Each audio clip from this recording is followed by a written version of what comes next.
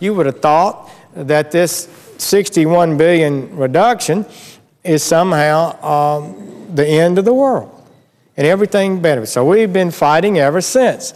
We've had a series of short-term continuing resolutions so the government does not shut down. Why should the government shut down? Because under our Constitution, if the United States Congress does not fund a government entity, the entity does not have a right to exist. It can't go out and operate as a government entity if it hadn't been funded by the United States Congress. So we've got a serious problem here, and there's a lot of tension, a lot of concern. I hope our colleagues and all reach an agreement. I hope that Senator Reid and Speaker Boehner can reach an agreement. But I'm uneasy about it.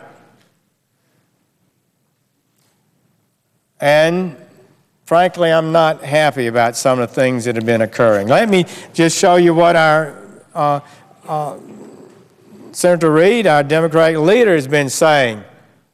You know, we want to have a compromise, they say. Why don't you guys all get together and be nice to one another? Well, we should, and we do, even though we sometimes are pretty aggressive on the, in our debate. But it's a bit much when Senator Reid says the Tea Party is trying to push through its extreme agenda issues that have nothing to do with funding the government, as if this is the cause of the fundamental problem we have about how much money we're going to spend. Then he goes on to say, quote, they've made the decision to shut down the government because they want to make it harder, for example, for a woman to get a cancer screening. You know, I've asked my staff, what in the world, what could he be talking about there? And my staff thinks the only thing that could be referred to is a proposal to reduce funding for Planned Parenthood, the largest abortion provider in America. He goes on to say, do they really want to shut the government down because the Tea Party doesn't want scientists to make sure the air we breathe is clean and pure? Close quote. Give me a break. Goes on to say, this is the time we don't have to fight over the Tea Party's extreme social agenda. You know, they had a little tape of my good friend Senator Schumer, and he hadn't backed down from it, but they'd all agreed to use the word extreme. So they called everybody extreme. They had a press conference, and he got picked up, and they all called everybody extreme, but one of our fine Democratic colleagues' stomach wasn't quite strong enough for it. He said, he talked about the extreme Republicans, then he said, the extreme Republicans are my good friends. So good for him. But, you know, give me a break. And our Democratic colleagues in the Senate have produced nothing. They just want to complain. And anybody that sticks their heads up, they want to make these kind of attacks. Punishing working families, another brick in the wall between the haves and the have-nots. Deny women the right to have breast exams. Cancer screening, extreme social agenda, extreme. Be sure to use that word, extreme. I don't believe the American people are going to buy this. I don't believe that they're going to be taken in by the big spenders. They weren't last fall when 64 House members were elected, new ones, committed to restraining spending, and I don't believe they will in the future. But some think that, well, you know, that Republicans will get blamed for shutting down the government if they don't have an agreement. Well, let's talk about that a little bit. The House has sent over their bill to reduce spending by $61 billion. But as a matter of compromise, they've sent over another bill that would extend for another week and allow negotiations to continue for another week. They would reduce spending by additional $12 billion and would permanently fund the Defense Department through the end of this fiscal year. So they're not hung out there, CR after CR, that the Defense Department, the people who defend our country, can have confidence in what their funding level will be the rest of the year. So it's over here. They passed it. They've passed that legislation so the Senate can pass a permanent fix for the rest of the fiscal year, or it can do one more week and we can continue to talk.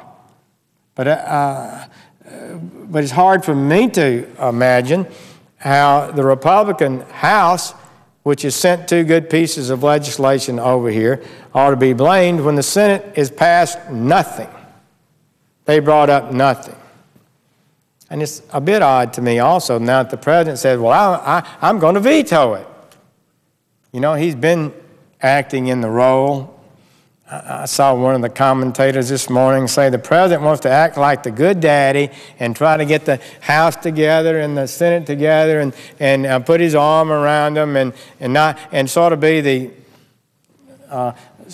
person who brings them all together and so, well, maybe that'd be good if it'll happen. But it looks like he's taken that hat off and now threatening to veto even a one-week extension of spending that funds the Defense Department. Why? One experienced senator told me, he said, I'll tell you why, that Senator Reid may not have the votes. He may not want to vote on the one-week CR, but a lot of his members are getting tired of this. They know we've got to reduce spending. They know we need to fund the Defense Department. If it came up on the floor, maybe a lot of Democratic senators would vote for it, and it would pass. And we'd have another week, and maybe they can work out some of these agreements. I'm just saying all of this, you know, is sound and fury in politics. Some people think. And I guess there is some politics in it. That's hard to deny. But this is not the normal political squabble between Republicans and Democrats. We really do face a debt crisis. We really have a responsibility, as President Obama's own debt commission told us, pleaded with us, to do something about the systemic threat that we face from surging debt that could knock down the growth that we're just beginning to feel a little bit here and make some progress. It could kick us back. And nothing could be more devastating to the country than if we had a debt crisis, as Alan Greenspan said, former chairman of the Federal Reserve, as Erskine Bowles said, the chairman of the Debt Commission, President Clinton's former chief of staff. These people are not unserious. They're warning us to do something and do it now, not just the short-term spending levels for the rest of this fiscal year, but the budget for the next year. And they tell us we've got to deal with the entitlements, the long-term dangers that they present, as well as the short-term spending levels. I believe Congress knows that. Some say the American people don't believe in cuts. They talk about cuts, but they don't believe in them. I don't think so. I believe Mr. Christie is hanging in there in New Jersey. Governor Cuomo in New York is proposing very serious reductions in spending. His popularity is strong. In Alabama, my home state, Dr. Bentley, our new governor, just announced that the discretionary spending levels would be cut by 15% the rest of this fiscal year. Nothing we're proposing is close to that kind of spending reductions in Alabama that they're talking about in Alabama. We're not close to that. But we're going to have to do some spending reductions, and it's going to be meaningful. It's going to be significant. It will be difficult to deal with, and we should do it in a careful way. But if we bring down this level of spending, it will have a transformative impact. I believe we can do this. I believe the American people are ready to face up to these challenges. I salute my colleagues in the House for presenting a budget that's honest. If my colleagues have different ways to achieve some of the things he achieved in his plan, let's hear them. Let's talk about them. Let's make sure that seniors aren't going to get hammered and unfairly treated in any way, and we can do that. We ought to have an open and fair debate, but the only people who stepped up and showed leadership so far has been the House Budget Committee. The president's budget is irresponsible, and the Senate has done nothing. It's time for us to get together, get our act together, finish the funding for this fiscal year, reducing spending every dollar that we can, and do a budget for next year that puts us on a path to a sound economy where growth can occur and jobs be created. I thank the chair and would yield the floor